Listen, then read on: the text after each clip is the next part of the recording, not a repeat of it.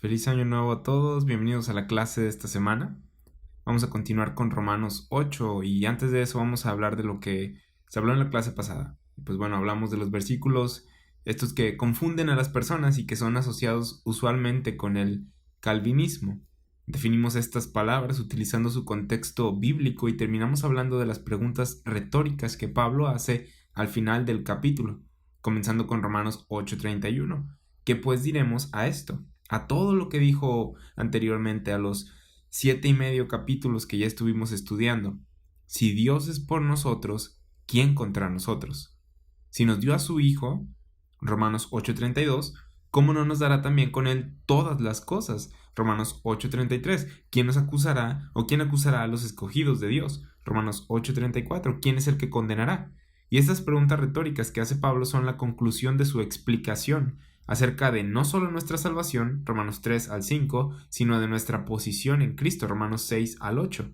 Para este punto ya deberíamos de conocer la diferencia entre nuestra identidad en la carne y nuestra identidad en Cristo. Romanos 8 se trata de nuestro andar conforme al Espíritu, y al andar conforme al Espíritu, siguiendo su guía, llegamos a la conclusión de que no podemos ser separados de Cristo, de que no hay nada que nos condene, Romanos 8:1. No hay nada con lo que se nos pueda acusar. Ahora, en mi carne no mora el bien, Romanos 7:18. En mi carne la gente puede acusarme por todos lados, pero en Cristo no hay nada que me pueda condenar. Y Pablo ha estado diciendo todas estas cosas para concluir con estos siguientes versículos de que nada nos puede separar de Cristo. No hay quien nos pueda condenar porque Cristo fue el que murió por nuestros pecados y resucitó. Él pagó por todo, así que no hay forma de que el pago no haya sido hecho completamente, perfectamente, porque Cristo, Dios manifiesto en la carne, lo hizo todo por mí. Entonces, en este versículo, Romanos 8:35, Pablo hace la pregunta: ¿quién nos separará del amor de Cristo? Pregunta número 6. Si recuerdas que te dije que había varias preguntas que hacía. Entonces, ¿quién? Y entonces Pablo empieza a decir: tribulación, o angustia, persecución, o hambre, o desnudez, o peligro, o espada. Ahora que estamos en Cristo, no hay quien pueda separarnos de nuestra posición en Cristo, posición que se nos ha dado por gracia. Es importante que recordemos esto cuando lleguemos a Romanos 9, 10 y 11. Es importante que recordemos que no hay acusación de Dios contra nosotros mientras leamos los capítulos 12 al 16, los cuales hablan de nuestro comportamiento. No hay nada que nos divida o separe de la posición que se nos ha dado gratuitamente en Cristo. Nada podrá separarnos del amor de Dios que es en Cristo Jesús, Señor nuestro. Esta es la conclusión de Pablo al finalizar Romanos 8. Ahora, ¿qué es el amor de Cristo? El amor de Cristo, como ya lo vimos desde Romanos 5, no es un sentimiento en sí. Obviamente Él tiene afecto por nosotros, pero esta frase del amor de Cristo tiene que ver, como te dije, con el capítulo 5, con el amor de Dios derramado en nuestros corazones por el Espíritu Santo, que es el Evangelio que hemos creído. Sabiendo estas doctrinas, estas verdades, nada nos separará del amor mostrado en el Evangelio, el amor de Cristo demostrado al morir por nuestros pecados cuando éramos pecadores, cuando éramos débiles. No es que tengamos que esperar que Dios sea más amoroso que alguien más, sino que Él ya ha demostrado su amor para con nosotros. Esto lo sabemos al aprender doctrina, al aprender a leer la palabra de Dios. En 2 de Timoteo 1:13 vemos que Pablo menciona el amor de Cristo en referencia a doctrina. Vamos a ver. 2 de Timoteo 1:13 dice: retén la forma de las sanas palabras que de mí oíste en la fe y amor que es en Cristo Jesús. El amor del que habla Pablo, del que le está hablando aquí a Timoteo, es en sanas palabras, en doctrina. Esto estaba contenido en la doctrina, en la enseñanza que le estaba enseñando, que le estaba predicando. Segunda de Corintios 5:14 dice: porque el amor de Cristo nos constriñe. Recuerda, no leas esto pensando: oh, Cristo me ama tanto que estoy abrumado emocionalmente al punto de hacer todo bien. No, de eso no está hablando. Segunda de Corintios 5:14 dice, fíjate lo que dice: el amor de Dios nos constriñe pensando esto. Presta atención a las palabras después del amor de Dios nos constriñe. ¿Cuáles son? Pensando esto. Cuando Pablo piensa en el amor de Dios, está pensando en algo que Dios hizo, en doctrina.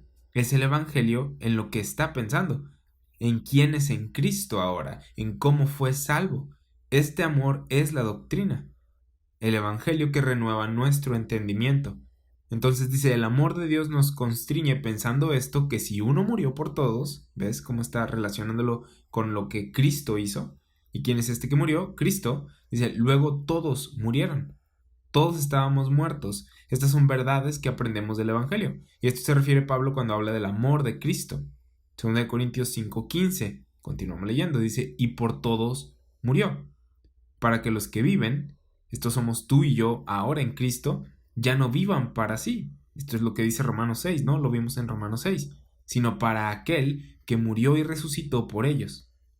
Por supuesto que el amor de Cristo fue demostrado al morir en la cruz por pecadores, pero cuando Pablo habla acerca del amor de Dios, no está hablando acerca de un sentimiento en sí, sino de una acción que ya tomó lugar en la que nos demostró su amor para con nosotros. Acción que se encuentra descrita en la información del Evangelio. Vamos a Gálatas 2:20, donde en lugar de hablar del amor de Cristo, habla de la fe de Cristo. Citamos este versículo para que veas que no tiene que ver con Jesús teniendo la fe, tal como el amor de Cristo no es Cristo teniendo el amor. Habla de información, se refiere a información. Es el amor descrito en Cristo, es el Evangelio. Gálatas 2:20 dice, con Cristo estoy juntamente crucificado y ya no vivo yo, mas vive Cristo en mí, y lo que ahora vivo en la carne lo vivo en la fe del Hijo de Dios, el cual me amó y se entregó a sí mismo por mí. Aquí estamos viendo dos cosas. Vivimos en la fe del Hijo de Dios, el cual me amó. Él me amó al haberse entregado a sí mismo por mí, por la iglesia, por el mundo. Y vemos también esto de la fe del Hijo de Dios, que no está hablando de su fe en algún evangelio o en algo, ya que Cristo no tiene que creer en nada. Nosotros sí. Y ahora podemos entender el evangelio. Entendemos quiénes somos en Cristo, vivimos todos los días con el conocimiento, con la fe del Hijo de Dios. No tenemos fe en la ley o en el pacto dado a Israel, sino en Jesucristo en la cruz. Entonces, en Gálatas 2:20 está hablando de doctrina. Así que cuando Romanos 8:35 se hace la pregunta, o en Romanos 8:35 se hace la pregunta de ¿quién nos separará del amor de Cristo? Ese amor de Cristo está encapsulado en el Evangelio, en que somos salvos por gracia, aparte de nuestras obras, y que de la misma manera estamos ahora en el cuerpo de Cristo, por gracia, aparte de nuestras obras. Conociendo esto, sabemos que nada nos separará del amor de Dios que es en Cristo Jesús, Señor nuestro. En Efesios 5, Pablo nos llama, después de haber explicado en los primeros 3 capítulos la doctrina de nuestra salvación, nos dice, sed pues imitadores de Dios como hijos amados, y andad en amor como también Cristo nos amó, y se entregó a sí mismo por nosotros, ofrenda y sacrificio a Dios en olor fragante. Cuando vemos aquí que Dios nos amó, ¿cómo es que nos amó? No es que tengo nuestra foto en su cartera y dice, ay, por favor, Marco, sé mi Valentín este día de San Valentín. No, no se trata de eso. Se trata de que Él nos amó al sacrificarse a sí mismo por nosotros. Se dio a sí mismo por nosotros. Y eso es lo que nos dice el Evangelio. Y Pablo nos llama a andar en esa clase de amor. Ese amor que lo llevó a morir por nosotros en la cruz. Resucitó para que podamos estar unidos ahora a Él, en Él, por la eternidad, por fe, y nada rompe ese vínculo. No es sorpresa que en Efesios 5:25 Pablo llame a los maridos a mostrar la misma clase de amor que Dios mostró a través de la cruz para con sus esposas. Efesios 5:25 dice, maridos, amad a vuestras mujeres, así como Cristo amó a la iglesia. ¿Y cómo amó a la iglesia? Se entregó a sí mismo por ella. No es tanto que Jesús esté diciendo, ay, te amo, te amo, te amo, te amo, te amo, te amo tanto, y mi corazón se derrite por ti, sino que Él se entregó a sí mismo por ti. Él hizo algo para demostrar ese amor. Y este es el amor de Cristo que se menciona en Romanos 8:35. El amor de Cristo contenido en el Evangelio del cual nadie nos separa. Nada nos separa al ser hijos de Dios, porque no hay nada que nos condene, porque no hay cargos contra ti, porque de acuerdo a Romanos 6:7 estamos muertos a la ley, muertos a nuestra carne, a nuestro viejo hombre, y somos una nueva criatura. 2 Corintios 5:17. Eso es lo que Cristo Jesús hizo por nosotros y esto se deletrea A-M-O-R, amor. Juan 15:13 dice, nadie tiene mayor amor que uno ponga su vida por sus amigos. Y si tú lees en contexto, estaba hablando de los que hacían sus mandamientos eran sus amigos, sus discípulos eran sus amigos, Israel. Él vino a morir por Israel.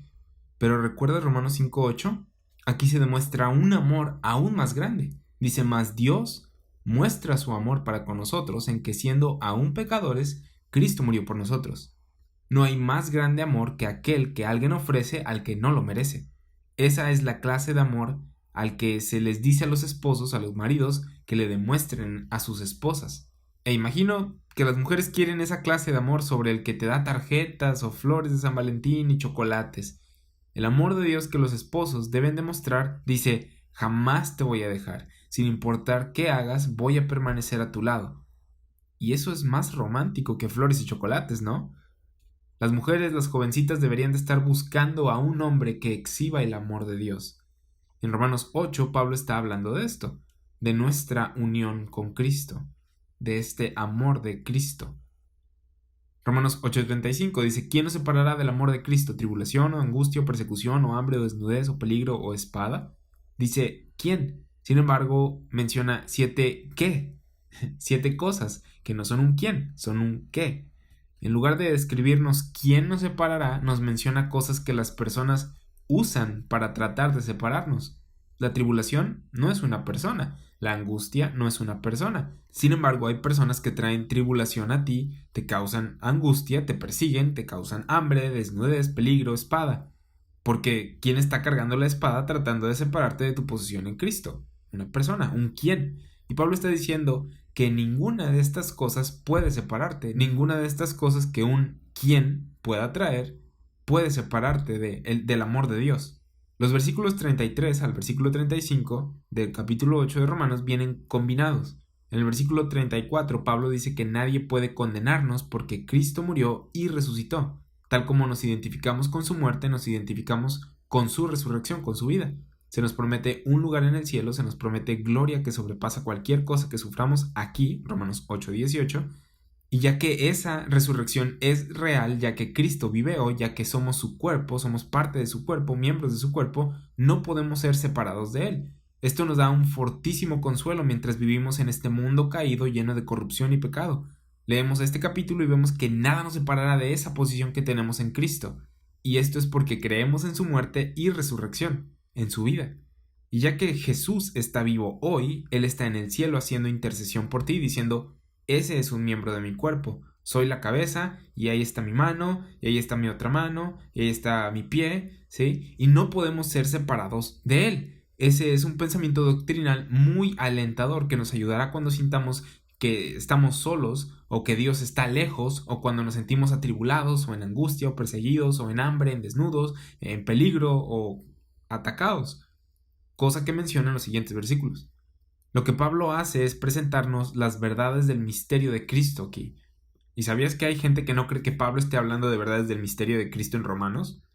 Que porque el único lugar en el que encontramos la palabra del misterio es en Romanos 16:25, esta palabra misterio. No está en todo Romanos, sino hasta este versículo, hasta este punto en Romanos. Sin embargo, encontramos cosas acerca del misterio de Cristo en Romanos 5, 6, 7 y una vez más en el 8. Y esto es algo que ya sabes si has estado siguiendo las clases versículo por versículo. Pero al ir a Efesios 3, vamos a observar que Pablo habla del misterio de Cristo y que dice algunas cosas que ya estudiamos en Romanos. En Romanos 8, en Romanos 5, 6, 7. Efesios 3 es un lugar grandioso, ¿sí? Al cual ir para demostrarle a la gente que a Pablo le fue dada la dispensación de la gracia de Dios, la revelación del misterio de Cristo. Efesios 3:9 dice que Pablo tenía la tarea de aclarar a todos cuál sea la dispensación del misterio escondido. La King James dice: y de hacer que todos los hombres vean qué es la comunión del misterio. Y esta comunión es la comunión en Cristo. 1 Corintios 1:9. Fuimos llamados a la comunión con Jesucristo. Nuestra posición o nuestra identificación con Él. De esto se trata la dispensación del misterio o la información del misterio de Cristo. Dice: de aclarar a todos cuál sea la dispensación del misterio escondido desde los siglos en Dios, que creó todas las cosas. King James termina este versículo diciendo: mediante Jesucristo. Pero bueno, Efesios 3:10 dice: para que la multiforme sabiduría de Dios sea ahora dada a conocer por medio de la iglesia a los principados y potestades en los lugares celestiales. Ya leímos en Romanos 8 que la creación misma está esperando por la manifestación de los hijos de Dios y que la gloria que hemos de recibir es mayor que cualquier cosa que suframos aquí.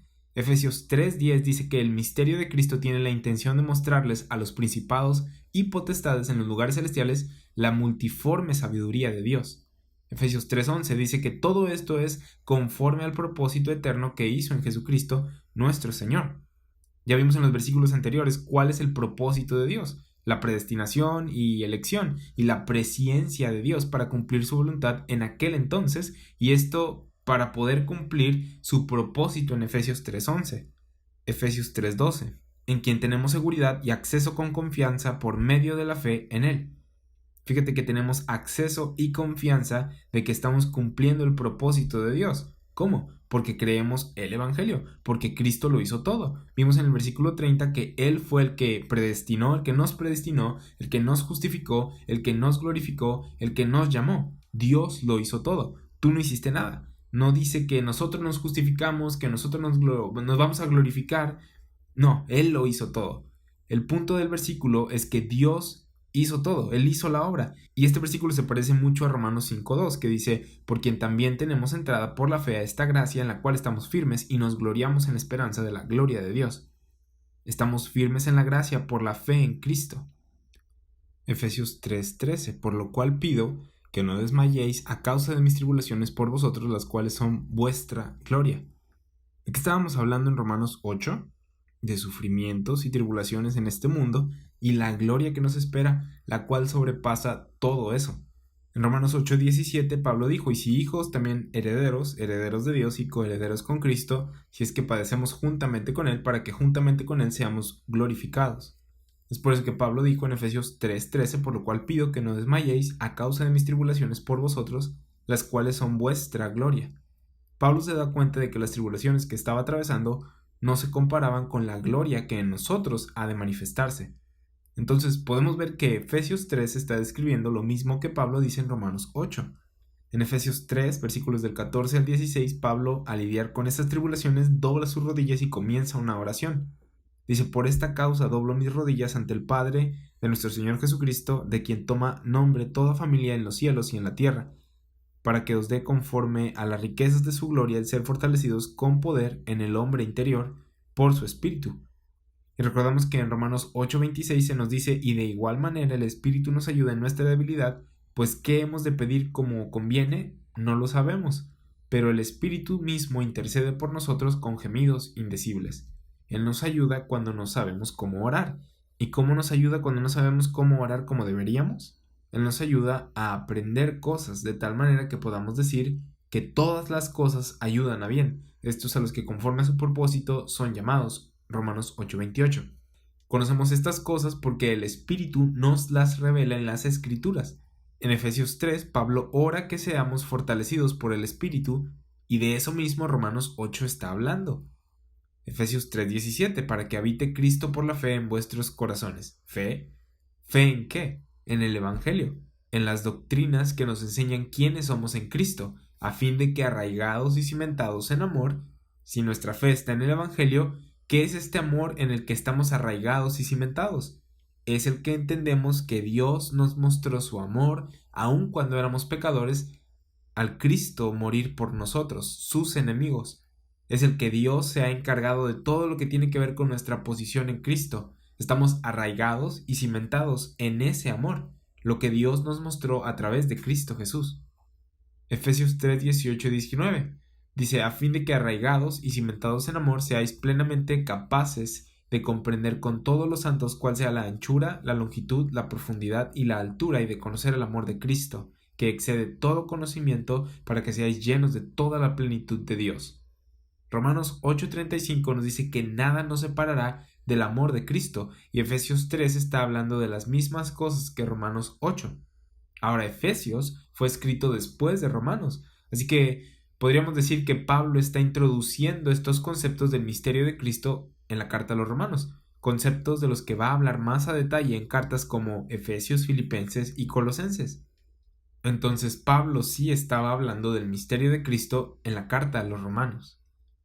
Pero bueno, una vez que habló de la salvación en los capítulos 3, 4, 5 y de nuestra posición en Cristo en los capítulos 6, 7 y 8, en este capítulo, al final de este capítulo, nos explica todas las riquezas y beneficios que ahora tenemos. Tenemos una posición segura en Cristo de la cual nadie puede movernos. Él nos está enseñando estas doctrinas de las que vamos a aprender más en las epístolas de prisión, se les llama, de Efesios, Filipenses, Colosenses y Filemón. Por ejemplo, en la carta a los Colosenses trata con el cómo estas personas eran acusadas de no servir a Dios porque no estaban observando las fiestas y no estaban absteniéndose de ciertas comidas. Y en Colosenses 2, versículos 16 y 17 les dice: nadie os juzgue en comida o en bebida, o en cuanto a días de fiesta, luna nueva o días de reposo, todo lo cual es sombra de lo que ha de venir, pero el cuerpo es de Cristo. Él les recuerda las doctrinas de Romanos 8. Este capítulo es muy poderoso y es muy emocional. Sí, fíjate cómo termina Pablo. ¿Quién nos separará del amor de Cristo? ¿Quién es el que nos condenará? Y la respuesta es nadie. Estos son los versículos que deberías de recordar cuando las personas traten de acusarte o de robarte de tu posición en Cristo. Hay personas que hacen la pregunta: ¿puedo perder mi salvación? ¿Tenemos seguridad eterna? Y no creo que podamos ver una prueba más grande de que sí tenemos seguridad eterna y de que no puedes perder tu salvación que nada. Nada nos podrá separar del amor de Dios que es en Cristo Jesús, Señor nuestro. Somos salvos desde ahora y para siempre por medio de fe en el Evangelio, ya que Cristo, Dios, lo hizo todo. De esto habla Pablo en Romanos 8. Entonces, ¿exactamente qué nos separaría del amor de Dios?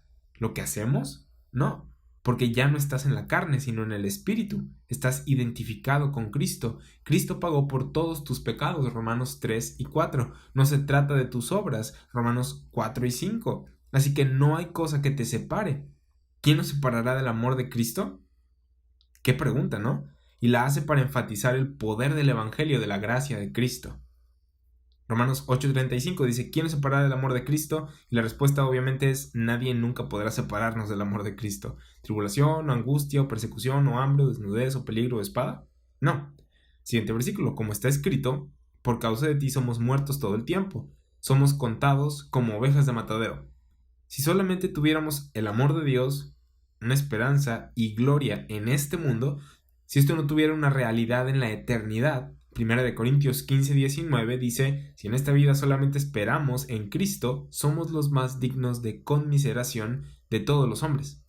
¿Por qué? Porque como cristianos, al compartir el Evangelio, pues a la gente no le gusta las verdades que la Biblia habla acerca de nuestra persona, de nuestro hombre exterior, y pues va a causar que nos acusen y vamos a encarar persecución. Pablo y los demás cristianos estaban recibiendo ataques físicos por parte de la gente religiosa de su tiempo, y es por eso que se menciona hambre, desnudez y espada, porque era algo que Pablo estaba experimentando. De hecho, en 2 Corintios 11 se nos dice que Pablo era perseguido por personas religiosas, ya que enseñaba estas cosas que estamos mencionando, que hemos visto a lo largo de Romanos. Y Pablo decía: ¿estas cosas me van a separar de Cristo?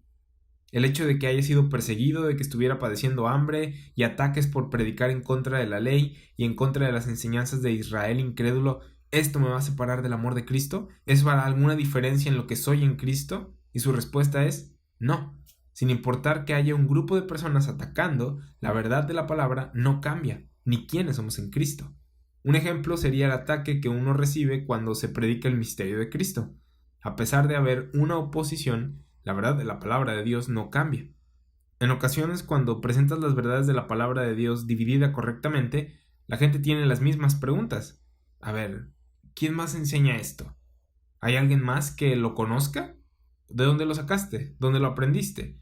¿A dónde fuiste a la escuela? ¿A qué instituto? ¿A qué escuela bíblica? Y hacen estas preguntas porque les gusta consolarse en el hecho de que todos enseñan y creen lo mismo o esto. Así que, pues voy a seguir la manada nada más. Sin embargo, eso no es lo que Pablo está diciendo. Y no fue el caso de Pablo tampoco. Por un tiempo, Pablo fue el único en enseñar acerca del misterio de Cristo. Él era el apóstol de los gentiles y esto era lo que él predicaba. Pero a pesar de que algunos romanos, corintios y filipenses se le unían, seguían siendo la minoría. Enfrentaban persecución por gente religiosa, que a menudo eran hermanos mismos de ellos. Así que lo que experimentamos no es algo nuevo. Ciertamente no experimentamos el nivel de persecución que Pablo experimentó. Pero entonces, en el versículo anterior se hace la pregunta: ¿quién nos separará del amor de Cristo? Mirando el mundo, vemos tragedias. En ocasiones miramos nuestra vida y puede que haya sufrimiento u otras cosas que sucedieron. Y uno puede llegar a preguntarse: ¿Esto refleja el amor de Dios? Un calvinista diría, claro que sí. Nosotros diríamos, no. Tribulación, angustia, persecución, hambre, desnudez, peligro, espada. Eso no es la voluntad de Dios. Todo eso es el resultado del pecado. Las cosas a las que las personas apuntan y preguntan, a ver, ¿dónde está Dios ahí?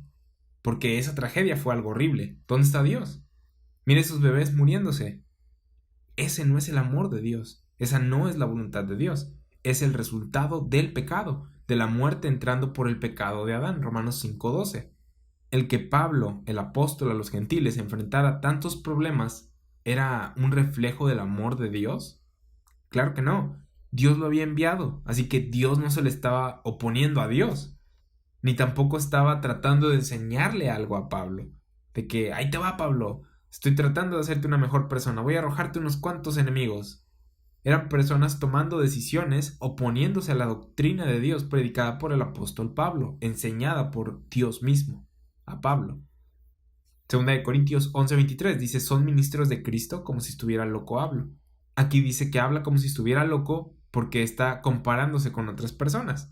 No debemos hacer eso en el espíritu. Eso es lo que la gente hace en la carne. Pero dice yo más.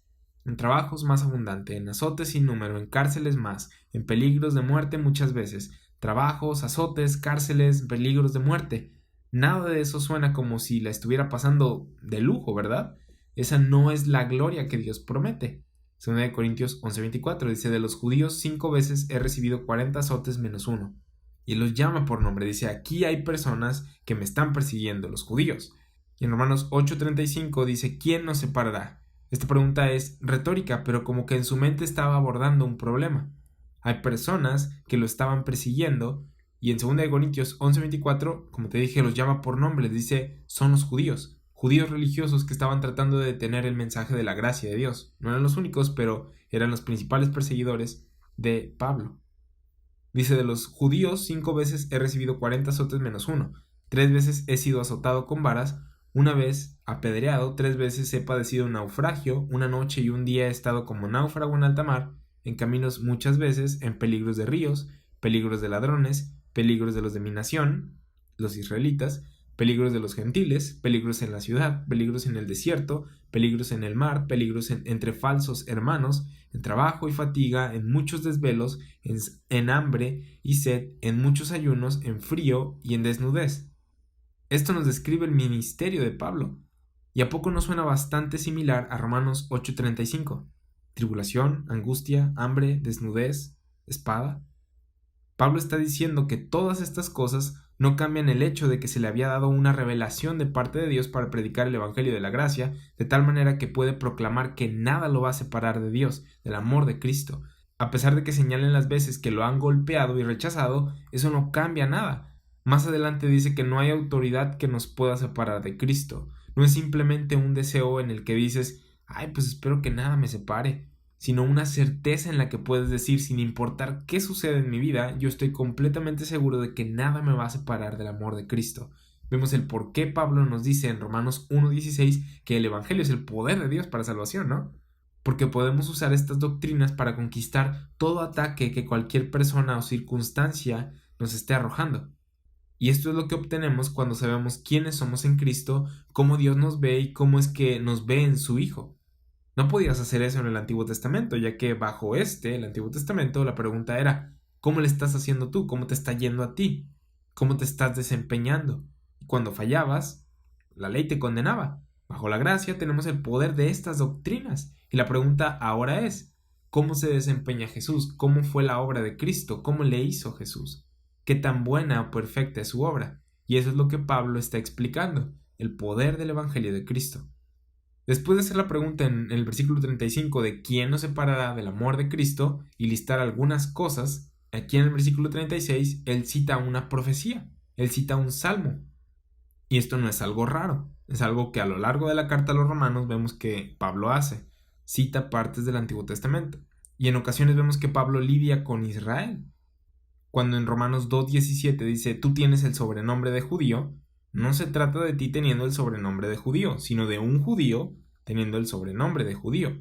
Y lo que explica es que este judío en Romanos 2 no pudo cumplir la ley, y su circuncisión pasó a ser incircuncisión. En Romanos 4 habla de los que tienen como padre a Abraham y tienen la promesa de una herencia terrenal, de un pedazo de tierra. Y ese no eres tú, sino Israel. Esto lo hace para explicar cómo también Israel es justificado por la fe. En Romanos 7:1 dice, hablo con los que conocen la ley. Y estos no somos nosotros, sino los israelitas que tenían la ley, y explica cómo la ley no puede salvar. La ley no te puede ayudar a mantener tu posición en Cristo. Entonces, hay varias ocasiones en las que Pablo lidia con los judíos y con su doctrina. Así que no debería de sorprendernos que en Romanos 8:36 esté citando profecía. Ten cuidado con las personas que dicen que debido a que Pablo cita profecía, o que cita partes del Antiguo Testamento, él y Pedro predicaban lo mismo. No fue así. Ten cuidado con las personas que dicen que debido a que Pablo cita el Antiguo Testamento, el misterio de Cristo no era algo secreto, sino que estuvo siendo profetizado desde el principio, porque no fue así. Y este es uno de los mejores ejemplos. Lo que Pablo cita en Romanos 8:36 es el Salmo 44. Y antes de leer el Salmo, tenemos que darnos cuenta de que no somos salvos por gracia debido a lo que Cristo hizo separado de todo lo demás en la Biblia.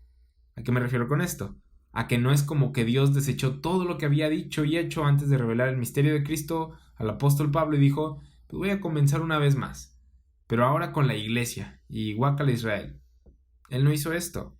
Él reveló la mayoría de la escritura primero, y cuando llegó el tiempo señalado por Dios en su perfecta sabiduría, le reveló a Pablo cuál es la piedra angular de su propósito, Cristo Jesús, el misterio de Cristo, el cual dice que salvará a una nueva criatura, la iglesia, para que reine en lugares celestiales con él.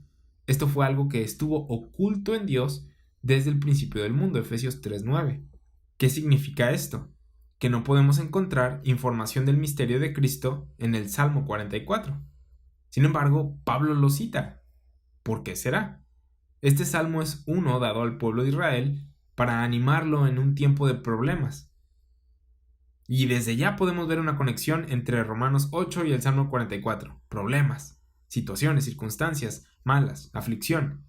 Este salmo comienza con alguien escribiendo de cómo habían oído de sus padres las cosas maravillosas que Dios había hecho entre ellos, con ellos.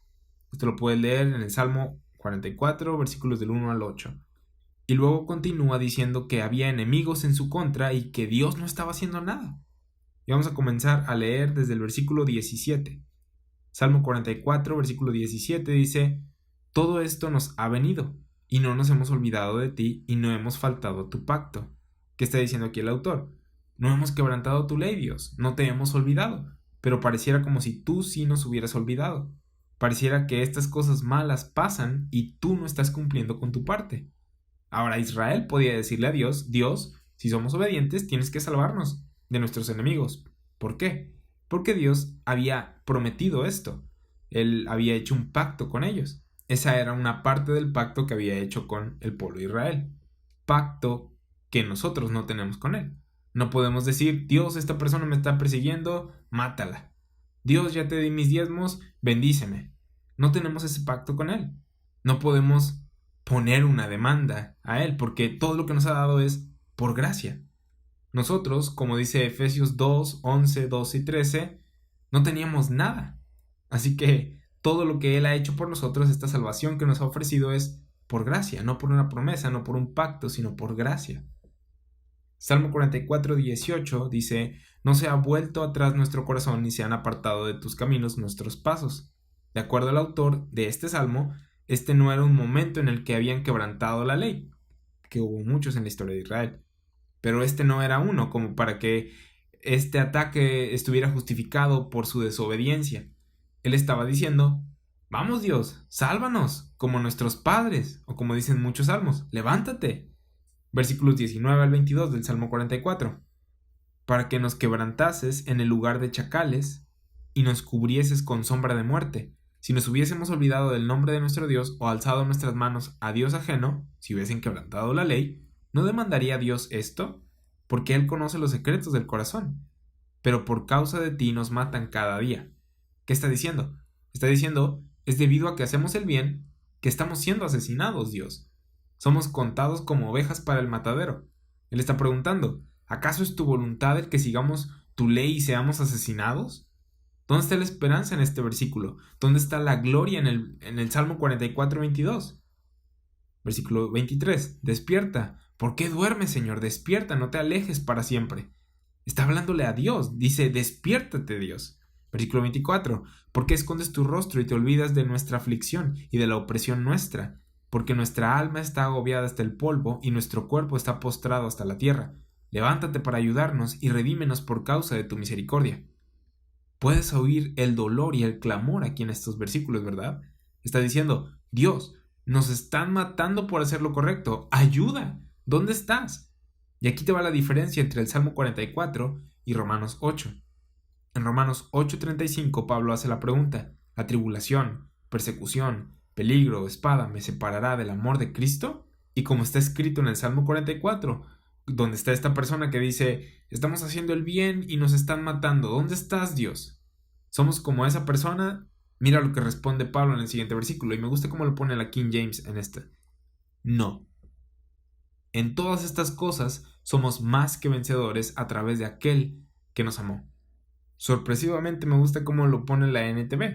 En el versículo 35 dice, ¿será que Él ya no nos ama si tenemos problemas, aflicciones, o si somos perseguidos, o pasamos hambre, o estamos en la miseria? Dice, como la persona en el Salmo 44, somos como esta persona, como dicen las Escrituras, por tu causa nos matan cada día. Dice, claro que no, no somos como Él. A pesar de todas estas cosas, nuestra victoria es absoluta por medio de Cristo que nos amó. Somos más que vencedores a través de aquel que nos amó. El autor del Salmo, fíjate lo que está diciendo. Él dice, sí. Pablo dice, no. No es que ahora somos salvos, el pueblo de Dios, y Él nos abandonó en este presente siglo malo, Gálatas 1:4, para ser perseguidos y morir. No. Él dice, en todas estas cosas somos más que vencedores por medio de aquel que nos amó. El Salmo 44 te da la idea de que el autor es un más que vencedor, o suena como una oveja yendo al matadero. Él era el conquistado, ¿no? Estaba clamando a Dios por ayuda. Y Pablo dice, basado en las doctrinas ya mencionadas, que estamos en una posición diferente a la persona del Salmo 44. Ya que sabemos quiénes somos en Cristo, ya que sabemos que no podemos ser separados, acusados o condenados, ya que sabemos que tenemos paz para con Dios por medio de nuestro Señor Jesucristo, Romanos 5:1, y que Dios no está enojado con nosotros, Dios no nos ha olvidado. Unos versículos más arriba vemos que tanto el Espíritu Santo como Jesús están intercediendo por nosotros. Pablo dice que debido a todas estas cosas que conocemos, somos más que vencedores. Podemos conquistar todas estas cosas, todas estas circunstancias. ¿Sí? La tribulación, la angustia, persecución, hambre, desnudez, peligro y espada. ¿Cómo las conquistamos? Las conquistamos al recordar las doctrinas en el momento en la que tribulación, angustia, peligro, espada vengan y tú, ¡guau! Esta no es la verdad. Esta sí es la verdad. Vamos a identificar estas cosas como mentiras y a recordar lo que es verdad, lo que dice la palabra de Dios. Recordamos las doctrinas y decimos, eso no es lo que yo soy. Cuando veas esa espada, ese ataque a ti, puedes decir, para mí el vivir es Cristo y el morir es ganancia. Filipenses 1:21. No hay nada que puedas hacerme que me separe del amor de Cristo. Y puedo citarte el versículo que me confirma que no importa nada de lo que me arroje el mundo. Y hay gente que pudo haber dicho, Pablo, pues tú eres el único que está predicando esto. Nadie en los profetas habló de lo que hablas, no lo podemos encontrar. Y es que Dios le reveló estas cosas a Pablo y a nosotros mediante las Escrituras. Ahora sabemos lo que Cristo hizo por nosotros mediante el Evangelio. Pero bueno, Pablo dice, no, el Salmo 44 no nos describe. No somos como ovejas yendo al matadero. Y el cristiano que cree que esa es la experiencia cristiana necesita ser fortalecido en su fe. Necesita ser equipado para poder conquistar a través de la sana doctrina de la palabra estas circunstancias. Esto es madurez. Esto va más allá de creer el Evangelio para tu salvación y ya. Esto es creer en el Evangelio al estar en medio de todos estos problemas. Y Pablo quiere que estés en una posición en la que entiendas que al conocer estas doctrinas puedas ver los problemas y decir, yo puedo conquistarlos. Soy más que vencedor en medio de todas esas cosas por medio de aquel que me amó. Pablo, en 2 Corintios 12:9, dice, de buena gana me gloriaré más bien en mis debilidades para que repose sobre mí el poder de Cristo. No porque le encantara sufrir, sino porque tenía el conocimiento doctrinal de que la gracia de Dios es más que suficiente. de tal forma que considera esta vida y sus aflicciones como una leve tribulación momentánea, 2 Corintios 4:17, y como algo no comparable con la gloria venidera, Romanos 8:18. Así es como conquistamos estas cosas, y es por eso que Pablo dice que somos más que vencedores por medio de aquel que nos amó. ¿Dónde está ese amor? En el Evangelio. Así que a través de Cristo podemos ser más que vencedores porque por fe sabemos que Cristo murió por nosotros y nos hizo sus embajadores. Tan solo conocer esa doctrina, el saber que no estamos edificando un reino en este mundo, sino que somos embajadores en territorio enemigo, tan solo saber esto nos va a ayudar a saber qué esperar de este mundo y cómo prepararnos para ello. Romanos 8:38 dice, por lo cual estoy seguro. Pablo era aún más que vencedor. Él tomó estas circunstancias que trataron de separarlo del amor de Cristo, que el diablo usa para hacerte pensar que no estás en paz con Dios, y Pablo es capaz de conquistar estas cosas porque está seguro.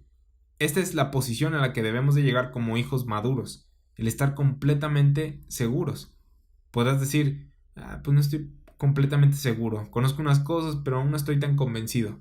Bueno, hay que convencernos, hay que estudiar, hay que responder las dudas, y así madurar al punto en el que podamos decir con convicción que la Biblia es la verdad. Porque hay demasiados cristianos que leen y dicen, sí, pues sí, yo creo eso, pero no se aferran a ello como una convicción. No están completamente seguros, persuadidos, y cuando cosas malas vienen, pues no tienen palabras en ellos de las cuales se agarren, terminan siendo aplastados por sus circunstancias. Terminan diciendo, eso no funciona, necesito algo más. Porque no están seguros, terminan siendo derrotados. De hecho, Pablo en cada una de sus epístolas habla de estar completamente seguro de estas verdades.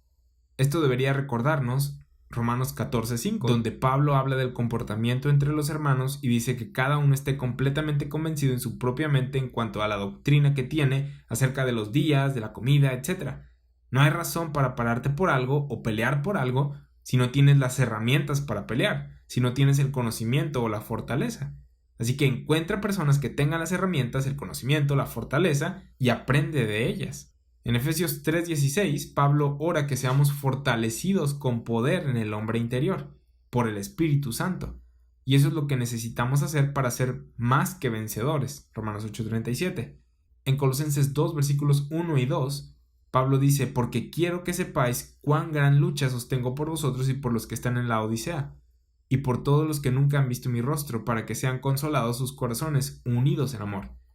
Él les dijo, tengo una lucha para que sean consolados sus corazones unidos en amor. ¿Por qué necesitan ser consolados? Porque están enfrentando cosas como las descritas en Romanos 8. Ahora, ¿por qué es importante saber estas cosas? Porque para entender el poder de la gracia necesitamos madurar un poco, ser consolados, unidos en amor, hasta alcanzar todas las riquezas del pleno conocimiento a fin de conocer el misterio de Dios y el Padre y de Cristo, en quien están escondidos todos los tesoros de la sabiduría y del conocimiento. Él quiere que lleguemos al punto de tener un pleno entendimiento y que esto nos dé una plena seguridad. No solo yendo por las palabras, sí, hombre, ok, sí, cruz, la sangre, sí, aprendiendo y entendiendo las palabras, pero sin entenderlas. Sin llegar al punto de que estemos completamente persuadidos de que estas palabras en la Biblia son la verdad. Y esa es la diferencia entre la creencia bíblica y el estudio teológico. Hay muchas personas que estudian teología, hay muchas personas que estudian religión, hay muchos cristianos que toman una posición en la que dicen, pues estoy un 20% seguro de que la Biblia es verdad, o yo un 30% seguro, yo un 40% seguro, cuando necesitamos estar 100% seguros. Y hay gente a la que no le gusta esto. Dicen, no puedes estar 100% seguro de algo. En la Biblia vemos que necesitamos estar persuadidos y seguros de lo que creemos. ¿Y sabes cómo llegamos a este punto? Leyendo, estudiando y entendiendo lo que la palabra dice. No permaneciendo ignorantes de lo que está contenido en la Biblia, sino tomando el tiempo para escudriñarla y luego por fe creer lo que ésta dice. Esa es la diferencia entre el que, entre comillas, estudia la Biblia y alguien que está plenamente convencido de que lo que ésta dice es verdad.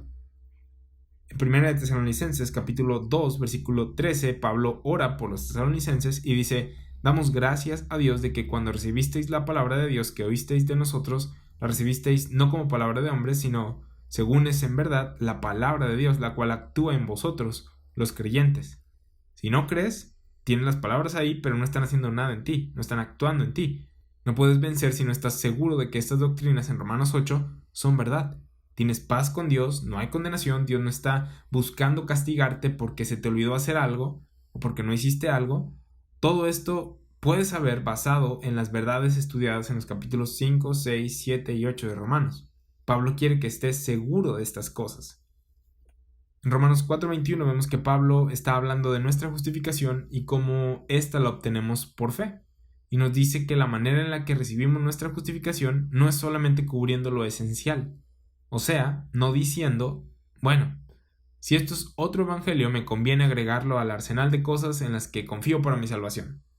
Romanos 4, 20, 21 dice que Abraham no dudó por incredulidad de la promesa de Dios, sino que se fortaleció en fe, dando gloria a Dios, plenamente convencido de que era también poderoso para hacer todo lo que había prometido. Tenemos esa plena convicción de la esperanza de gloria que Dios nos ha prometido. Tenemos esa plena convicción de que somos más que vencedores, de que no hay ninguna condenación para los que están en Cristo Jesús y de que nada nos separará del amor de Cristo. Tenemos esa clase de persuasión de que si Dios lo dijo, debe de ser verdad. Lo que constantemente sucede es que las personas se acercan a la Biblia, la leen, la comprenden y de repente surgen dudas y preguntas como ¿cómo es que esto puede ser verdad? ¿Cómo es que un hombre estuvo en el vientre de un pez grande por 3 días? ¿Cómo es que el arca contuvo a todos los animales? A ver dónde estaban los insectos. Y ahí te van unas noticias de última hora. Los insectos están aquí, lo que significa que iban en el arca o fuera del arca, pero de cualquier forma los insectos sobrevivieron al diluvio. La Biblia es verdad. Hubo un diluvio, mató a todo ser viviente, salvo los que estaban en el arca, y lo demás sobrevivió, ya sea en el lodo, en el arca, lo que sea. La Biblia es verdad. La posición que debemos tomar es la de la Biblia es verdad. Y si no la entendemos, pues no la entendemos nosotros. Cambiamos nuestra perspectiva, nuestra manera de pensar y no la Biblia. Solo porque, pues no la entendemos. Hay personas que dicen haber perdido su fe y que la Biblia no es verdad ahora porque encontraron contradicciones en ella. Encontraron contradicciones y no encontraron la respuesta a esa contradicción. Si crees que la Biblia es verdad, hay una respuesta para esto, un porqué. Sin embargo, pues no quieren realmente conocer la respuesta, buscan una forma para llamar a la Biblia mentira. Y Romanos 3:4 dice, sea Dios veraz y todo hombre mentiroso. Entonces, aunque seas tan tonto como una pared y no entiendas nada de la Biblia seguirá siendo verdad y tú tan tonto como una pared. Tú no eres el juez de la Biblia. Ese es el primer paso que tomas para estar plenamente convencido para llegar a ese lugar. Porque a lo mejor te preguntas, ¿cómo llego a ese lugar? ¿Cómo puedo estar plenamente convencido? Entonces, paso número 1, dejas que Dios sea veraz y todo hombre mentiroso. Tomas la decisión de que sin importar qué, vas a dejar que Dios y su palabra te digan lo que es verdad, en lugar de yo tratar de corregir a Dios y su palabra. Paso número 2, vas a creer lo que ésta dice, ya que Romanos 10:17 dice, la fe es por el oír y el oír por la palabra de Dios. ¿Quieres una fe más fuerte? Tienes que leer la Biblia y tienes que creer la Biblia que lees. El paso número 3 para tener una plena convicción es darte por completo a lo que esta palabra dice. La gente lee la Biblia, dejan que Dios sea veraz, pero lo que los separa de los que están plenamente convencidos es que estos no se dan por completo a estas palabras. Tienen un pie aquí y otro allá. No dejan que ésta gobierne sus vidas. Y hay que dejar de ser de doble ánimo, porque si esta es la palabra de Dios, es el documento más importante de toda la historia de la humanidad. Y la Biblia es la palabra de Dios. ¿Sabes? Es impresionante la falta de reverencia con la que la gente trata la Biblia, la palabra de Dios. Y se entiende que es porque no creen, porque son incrédulos, y es por eso que la tratan como si fuera cualquier libro. Pero tan solo la idea de que esta es la palabra de Dios y esta puede cambiar la vida de las personas es algo... Sin embargo, la gente la hace a un lado, procuran cambiarla como si fuera cualquier otro libro. Primera de Timoteo 4:15 dice, entre tanto que voy, ocúpate en la lectura, la exhortación y la enseñanza. No descuides el don que hay en ti, que fue dado mediante profecía con la imposición de las manos del presbiterio. Ocúpate en estas cosas, permanece en ellas, para que tu aprovechamiento sea manifiesto a todos. En el versículo 15 la King James dice, date completamente a ellas, a las doctrinas, a la palabra. Ya conoces las doctrinas, date completamente a ellas. Deja que éstas sean las que te guíen, que instruyen y gobiernen tu vida. Que ya no sean la ensalada de huevo que te dan en el restaurante y que la mayoría ignora y ahí deja. date completamente a ellas para que tu aprovechamiento sea manifiesto a todos. Eso es el ministerio. Cuando dejas que estas palabras obren de manera efectiva en ti, de tal forma que todo lo que hagas se trata de esto, aunque la gente se ría de ti, a eso se le llama ministerio. De eso se trata estar persuadido. La Biblia es fácil de entender, pero difícil de implementar. La gente no quiere hacerlo. En Romanos 8:38, Pablo dice, yo estoy persuadido, yo estoy seguro. Ya conocemos unas cosas y es hora de asegurarnos, de decir, esta es la verdad. Y esto de lo que me acusas o con lo que me estás atacando, no checa. Vamos a ver las cosas de las cuales Pablo está seguro. Dice que él está seguro de que ni la muerte ni la vida, ni ángeles ni principados, ni potestades, ni lo presente ni lo porvenir, ni lo alto ni lo profundo, ni ninguna otra cosa creada, nos podrá separar del amor de Dios que es en Cristo Jesús, Señor nuestro. ¿Cómo es que Pablo puede decir tales cosas? ¿Cómo es que él puede tener la certeza de que nada lo puede separar del amor de Dios? Porque ya comunicó desde el capítulo 1 hasta este capítulo el Evangelio, de cómo estás en Cristo y cómo llegaste ahí. Si entendemos las doctrinas, sabremos que la única conclusión lógica es que no hay nada que pueda separarnos del amor de Dios. ¿Dónde exactamente es que Pablo nos dice que es por fe más obras? En ningún lugar de Romanos 1 al 8. Dice que nada en la vida, ni la muerte, preferiblemente en la vida. Sin embargo, la muerte viene a personas que se paran firmemente contra las personas que se le oponen. Hoy en día, en algunas áreas del mundo, hay personas siendo asesinadas por su fe. Y esto es algo triste. Afortunadamente, donde vivimos, no somos asesinados por ser cristianos. Aún. Ese es un privilegio del cual gozamos ahora. Ser capaces de hablar de nuestra fe sin consecuencias fatales. Pero ya sea en vida o en muerte, del Señor somos. Romanos 14:8 dice, pues si vivimos para el Señor vivimos, y si morimos para el Señor morimos, así pues sea que vivamos o muramos, del Señor somos. Ese es el concepto de quién eres. Ya no soy yo en la carne, no soy yo en mi herencia terrenal y las cosas que he hecho o alcanzado en mis fuerzas, sino quién soy en Cristo. Soy de Él. Jesús me ha comprado con su sangre. 1 Corintios 6, 19 y 20. Así que le pertenezco a Él. Si vivo es debido a Él y si muero es por Él. En Filipenses 1, 20, 21, Pablo dice lo mismo. Yo magnifico a Cristo en mi cuerpo o por vida o por muerte, porque para mí el vivir es Cristo y el morir es ganancia. Esas son las palabras de un hombre que se ha dado completamente a estas doctrinas. 1 Timoteo 4, 15 en la King James. Y está seguro de que estas cosas son verdad. Si no, ¿cómo por qué te darías completamente estas doctrinas si no fueran verdad, si fueran mentira? O si no fueran cosas de las cuales estuvieras completamente convencido. Romanos 8:38 dice, por lo cual estoy seguro de que ni la muerte ni la vida, nada de lo que hagas en la vida te separará del amor de Dios. Puede que digas, pues es que no he vivido una vida buena. Bueno, tu vida no puede separarte del amor de Dios si tienes tu fe en el Evangelio, si has puesto tu fe en el Evangelio. Tal vez digas, es que metí la pata otra vez y tal vez la vuelvo a meter mañana. Bueno, la vida no puede separarte del amor de Dios. Esto no puede separarte del amor de Dios. Según Romanos 8:38, ni tu vida ni tu muerte pueden separarte de su amor. No puedes morir demasiado pronto si has puesto tu fe en el Evangelio. Si morimos, experimentamos la vida eterna completamente. Filipenses 1:21, para mí el vivir es Cristo y el morir es ganancia. Esa es nuestra perspectiva que el mundo no tiene, una seguridad después de esta vida. Continúa diciendo en Romanos 8:38, ni ángeles, ni principados, ni potestades. Hebreos 2:7 dice que los ángeles tienen una autoridad por encima de nosotros en el mundo espiritual. Sin embargo, los ángeles no pueden controlar el si tú o yo tenemos vida eterna o el si recibimos bendiciones espirituales. Los principados y potestades tampoco pueden controlar eso. Como nota extra, en Hebreos 1:14 dice que los ángeles son enviados para servicio a favor de nosotros. Conocer esta verdad te va a ayudar a permanecer firme cuando vengan acusaciones o falsa enseñanza. Fíjate lo que dice Colosenses 2:10. Dice, y vosotros estáis completos en Él, que es la cabeza de todo principado y potestad.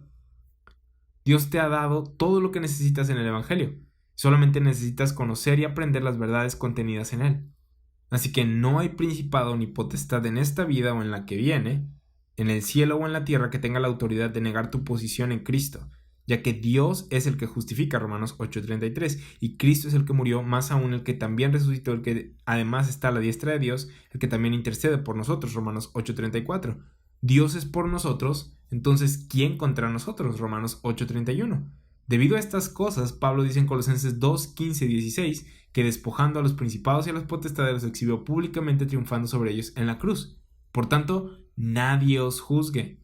Ya que Cristo es la cabeza de todo principado y potestad, nadie puede juzgarnos.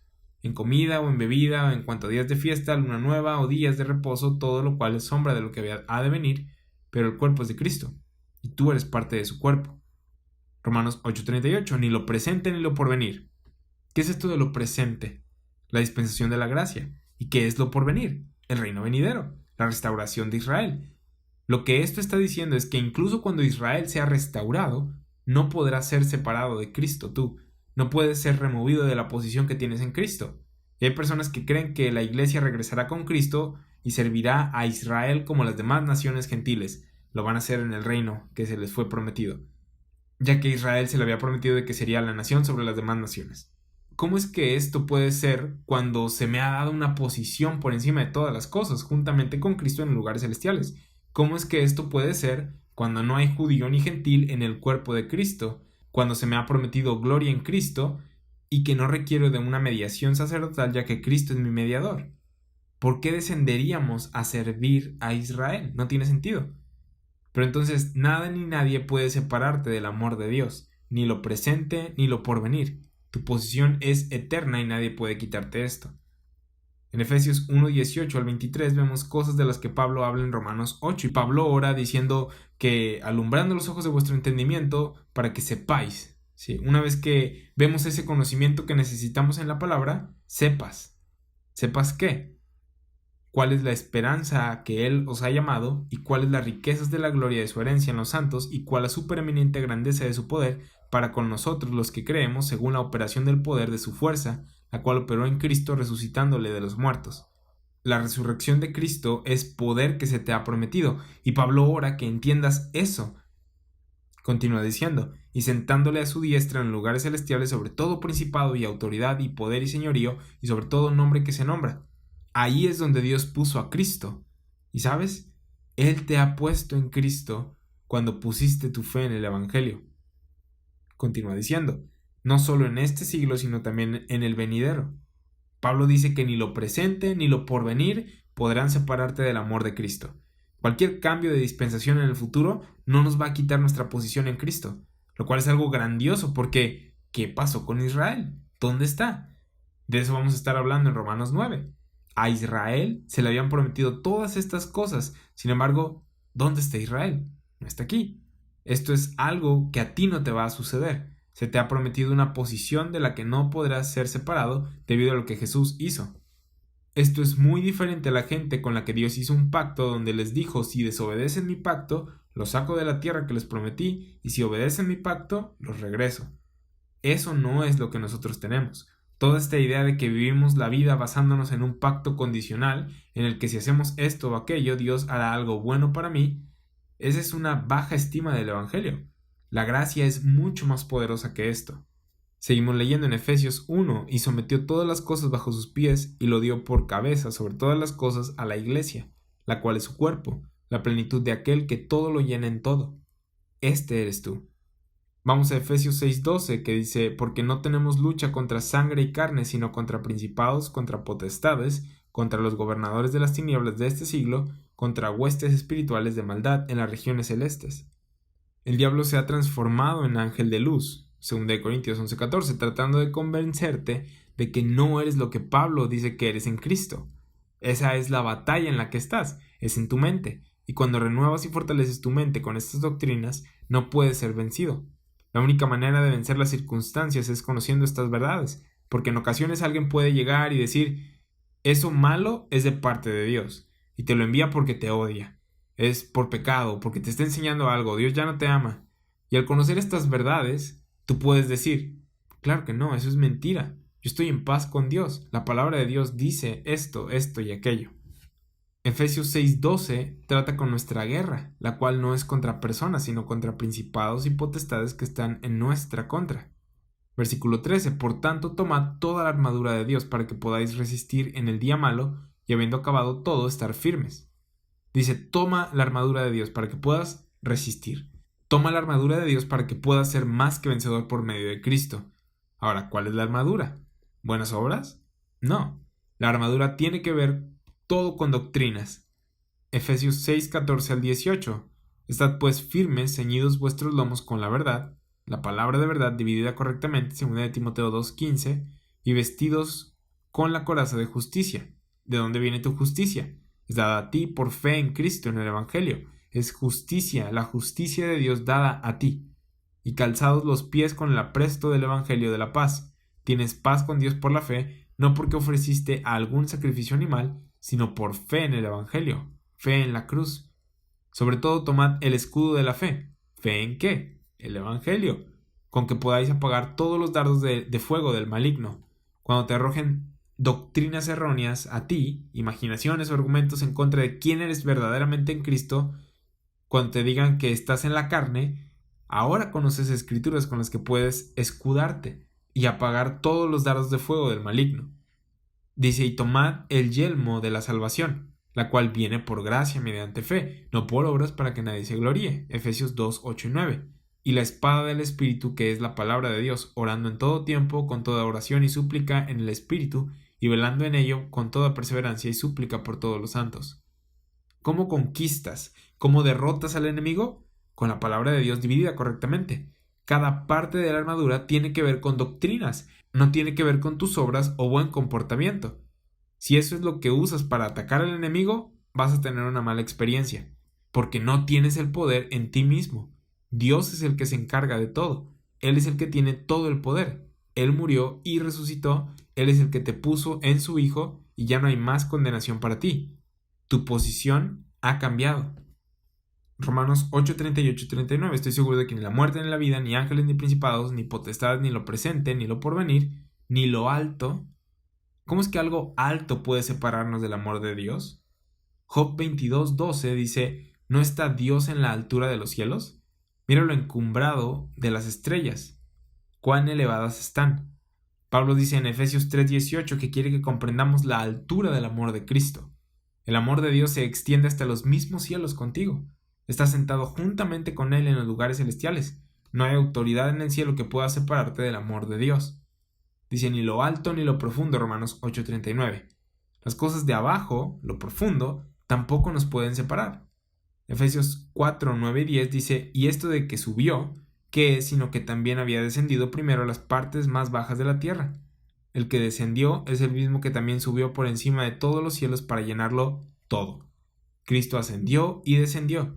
Él está por encima de todas las cosas. No hay nada en el cielo, ni en el infierno, ni en la tierra que nos separe, que nos pueda separar del amor de Dios. Romanos 8:39. Ni lo alto ni lo profundo, ni ninguna otra cosa creada. Imagínate que llega un judío y te dice, a mí se me dio la ley y el pacto y tienes que venir a través de mí, tú no eres un hijo de Dios.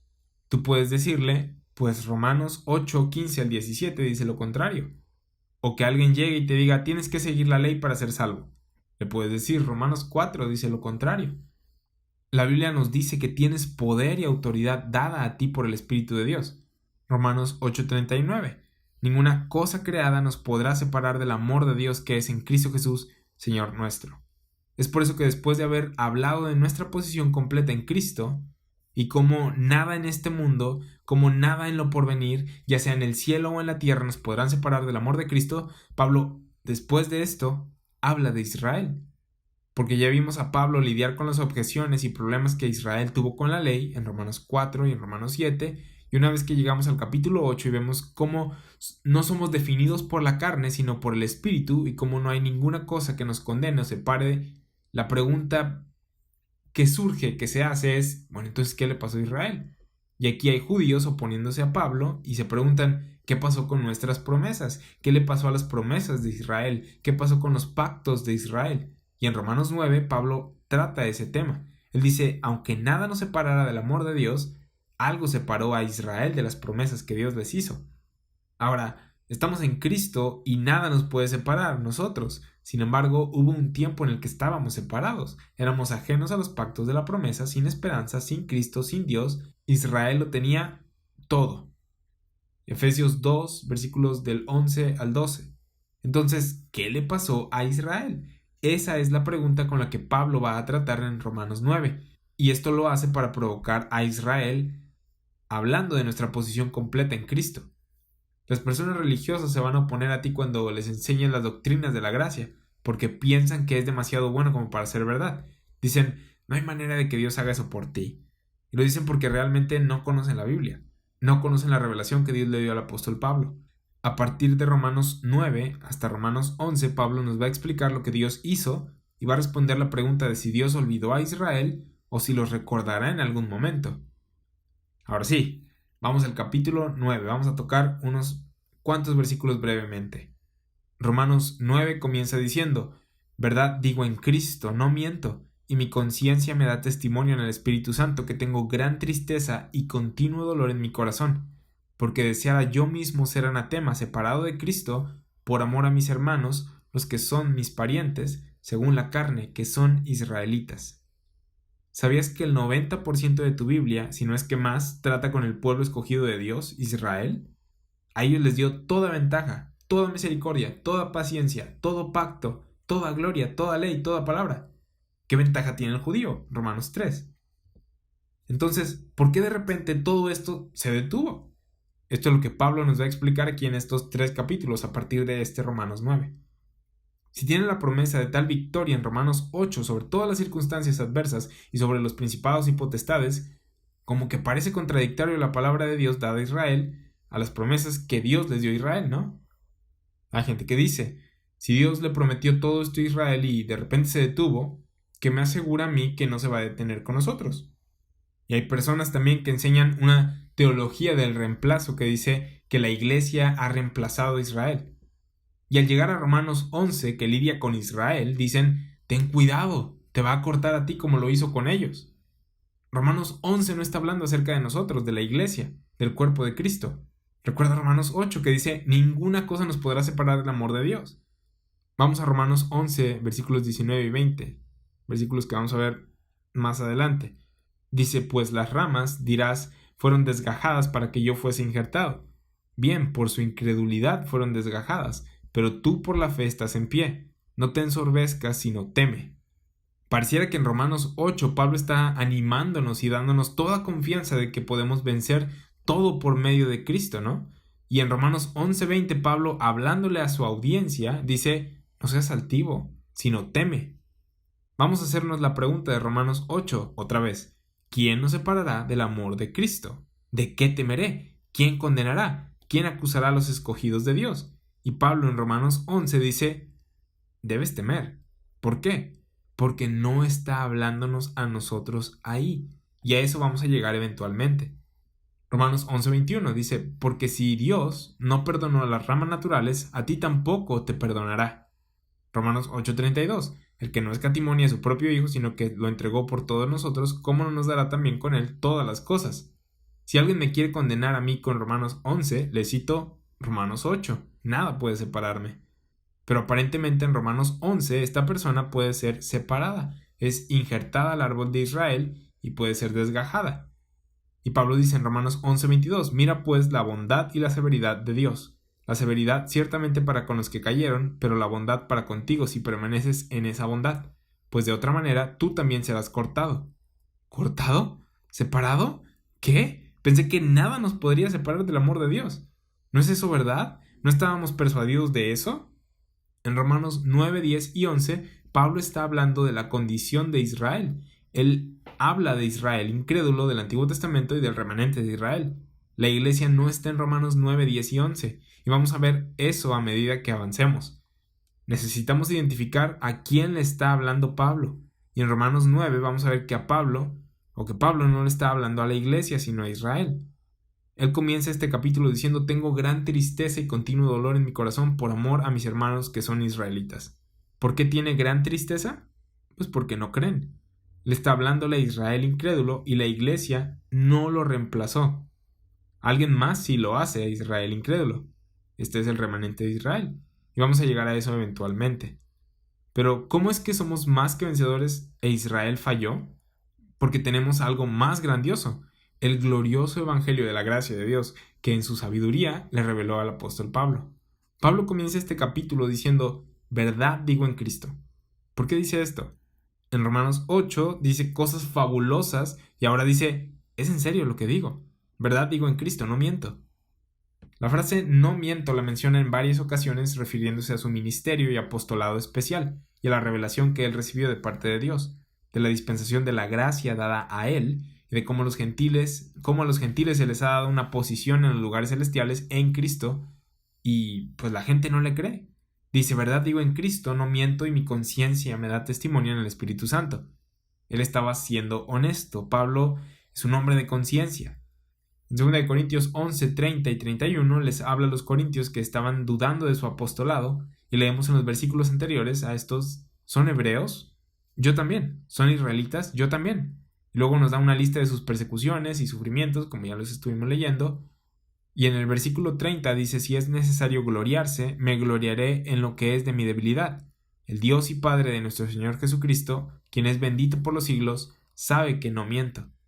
Él estaba diciendo la verdad, no era inferior a los demás apóstoles. De hecho, estaba por encima. Él honraba su ministerio, Romanos 11:13. La King James dice, magnifico mi oficio, mi ministerio. En Gálatas 1:20 dice, en esto que os escribo, he aquí delante de Dios que no miento. ¿De qué está hablando? Gálatas 1:11 y 12 dice, mas os hago saber, hermanos, que el evangelio anunciado por mí no es según hombre, pues yo ni lo recibí ni lo aprendí de hombre, sino por revelación de Jesucristo. No miento. De esto es de lo que estaba diciendo que no mentía, Gálatas 1:20. Esa es la verdad. En 1 Timoteo 2:7 vuelve a decir que no estaba mintiendo. Dice, para esto yo fui constituido predicador y apóstol, digo la verdad en Cristo, no miento, y maestro de los gentiles en fe y en verdad. Pablo está siendo sincero, no está siendo deshonesto, y debido a que estaba predicando el misterio de Cristo hubo judíos que se lo opusieron. Por eso tenía gran tristeza por Israel, porque les predicaba el evangelio de la gracia de Jesucristo para que fuesen salvos los judíos y los gentiles también, pero los judíos estaban en su contra, y la mayoría de su ministerio consistía de gentiles. Ellos eran los que estaban siendo salvos. Él dice, estoy muy triste por ellos en mi corazón, porque les predico y rechazan el mensaje. En Romanos 10:1 dice que su oración es por la salvación de Israel, tú puedes leerlo. Él amaba a su nación. A cada lugar que iba, ¿qué era lo que hacía? Lo puedes ver en Hechos, en el libro de los Hechos. Se dirigía a las sinagogas. Iba al judío primero. Y eso les molesta a algunas personas. Dicen, ¿cómo por qué Pablo iba a las sinagogas? Y la respuesta es que él quería que los israelitas fueran salvos. Te recuerdo que el misterio de Cristo no es solamente los gentiles, es para todos los hombres, para todo el que no ha creído. Lo vergonzoso para Israel es que cuando Pablo iba a las sinagogas con la palabra de Dios, lo sacaban. No vemos en el libro de los Hechos que le dijeran, tienes razón Pablo, ahora seremos creyentes de la gracia. No, lo sacaban a patadas, a pedradas, y los gentiles lo recibían. Pablo les estaba predicando el evangelio de la gracia a gente que no creyó que Jesús es el rey y que no siguieron a Pedro y el evangelio del reino, que rechazaron a los apóstoles. Vamos a Hechos 22.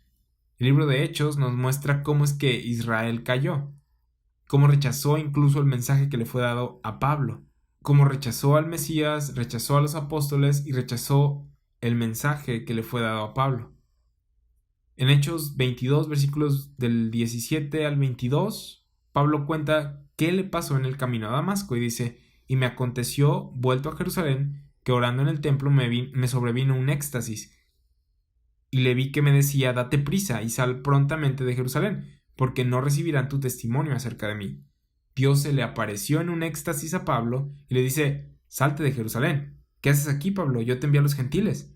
Y Pablo le respondió, Señor, ellos saben que yo encarcelaba y azotaba en todas las sinagogas a los que creían en ti. Le dice, Dios, yo era el líder perseguidor, son mis amigos. Ellos me conocen y yo los conozco.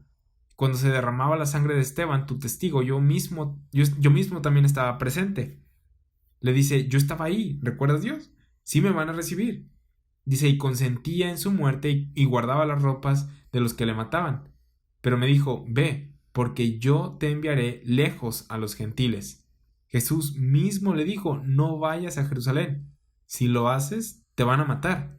Y él le responde, sí me van a recibir, yo era su hermano, yo era el que perseguía a tu pueblo. Hechos 22:22. Y le oyeron, la audiencia, a los que les estaba contando su historia de conversión, le oyeron hasta esta palabra. ¿Qué palabra? Gentiles. Entonces alzaron la voz diciendo: quita de la tierra a tal hombre, porque no conviene que viva. ¿Por qué? Porque había sido enviado con salvación directamente a los gentiles. ¿Por qué estaban enojados? Por esto que el mismo Dios le había encomendado a Pablo que predicara salvación a los gentiles, a todos los hombres. En Romanos 9:3, Pablo dice: deseara yo mismo ser anatema, separado de Cristo por amor a mis hermanos. ¿Sabes cómo es que te vuelves anatema? ¿Eres anatema? ¿Maldito?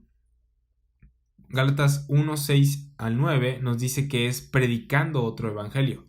Y Pablo dice: desearía yo mismo ser anatema. Dice: desearía poder ir a ustedes, judíos, y decirles: continúen con la ley para ser salvos. Pero no podía. Se le había dado una comisión, la dispensación del evangelio de la gracia. 1 Corintios 9:17. Él fue predicándoles esto y lo odiaron. Iba predicando que la salvación de Dios ha sido enviada a todos los hombres, judío y gentil, que no hay diferencia, y lo odiaban. Él tenía gran tristeza y carga por ellos, porque estaba predicando Romanos 8, diciendo que todos los hombres pueden ser salvos y más gentiles que judíos estaban siendo salvos. ¿Por qué? Porque los judíos no tenían fe.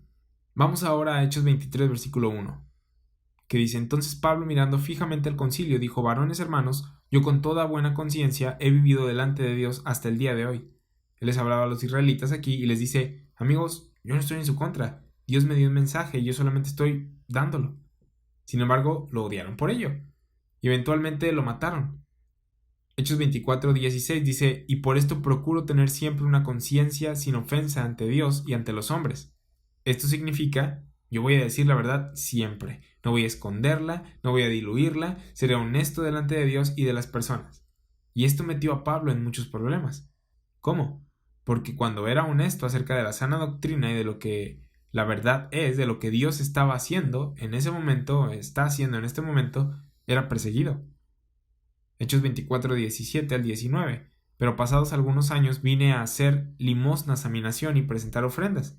Estaba en ello cuando unos judíos de Asia me hallaron purificado en el templo, no con multitud ni con alboroto. Ellos deberían comparecer ante ti y acusarme, si contra mí tienen algo. ¿Recuerdas cuando Pablo fue a Jerusalén y se rapó la cabeza? ¿Por qué hizo esto? Si no estamos bajo la ley, ¿por qué lo hizo Pablo?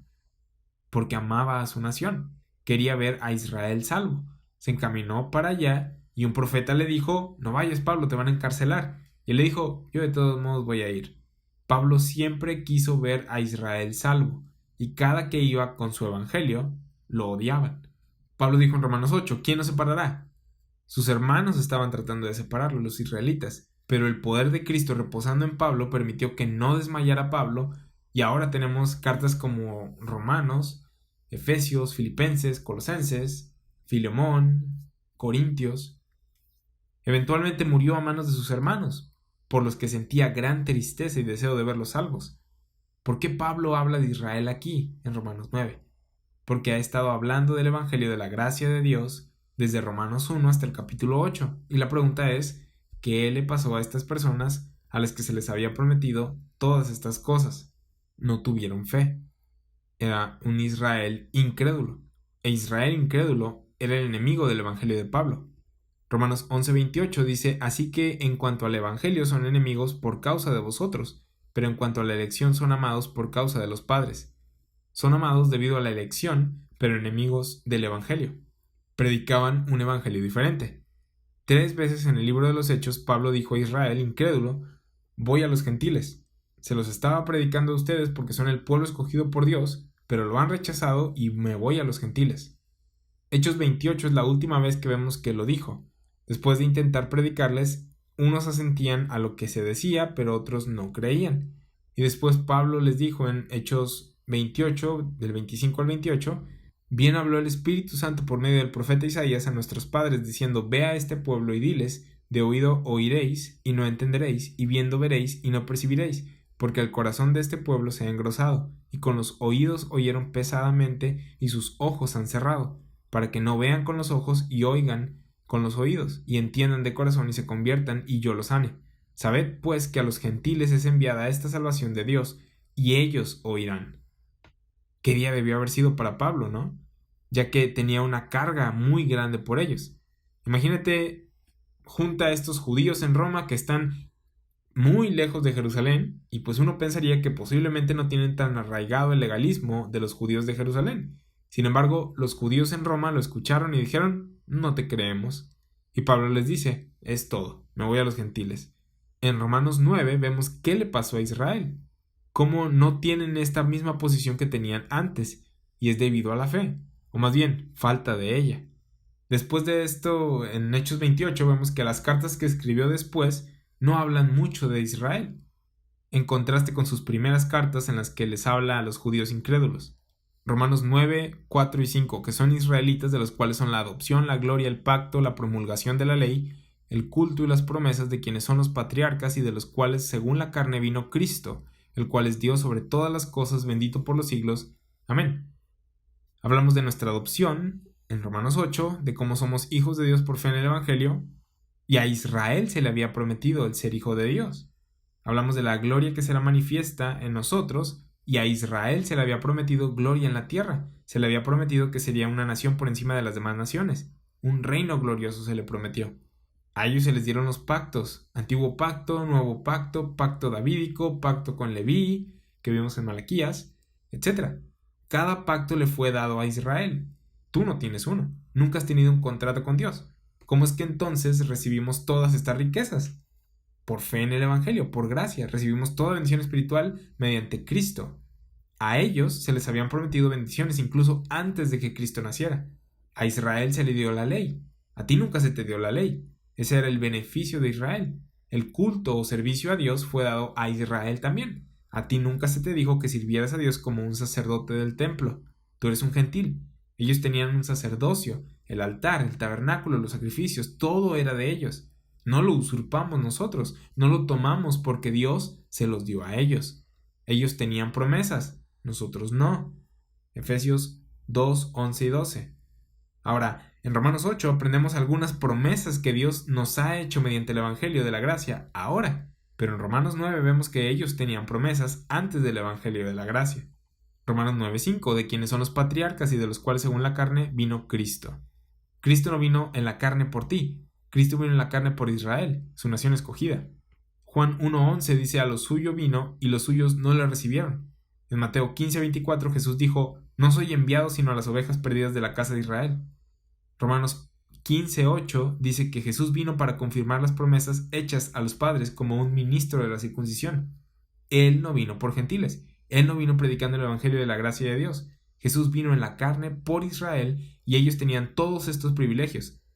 Vimos que se hacía la pregunta en Romanos 3:1, ¿qué ventaja tiene pues el judío? ¿O de qué aprovecha la circuncisión? Y Pablo responde, mucho en todas maneras. Primero, ciertamente que les ha sido confiada la palabra de Dios. Casi todas las escrituras fueron escritas por judíos. Además, tenían la adopción, la gloria, los pactos, la ley, servicio, las promesas, y Pablo está diciéndonos qué le pasó a todo esto. Romanos 9:6 dice, no que la palabra de Dios haya fallado, porque no todos los que descienden de Israel son israelitas. Dios no es un mentiroso. Entonces, ¿qué le pasaron a las promesas? Y la respuesta es que Dios tomó las bendiciones que había dado a todo Israel y se las dio a una parte de Israel, al remanente de Israel, no a la iglesia. Hay una diferencia entre Israel y la iglesia, y se necesita bastante información para poder estudiar adecuadamente Romanos 9, 10 y 11.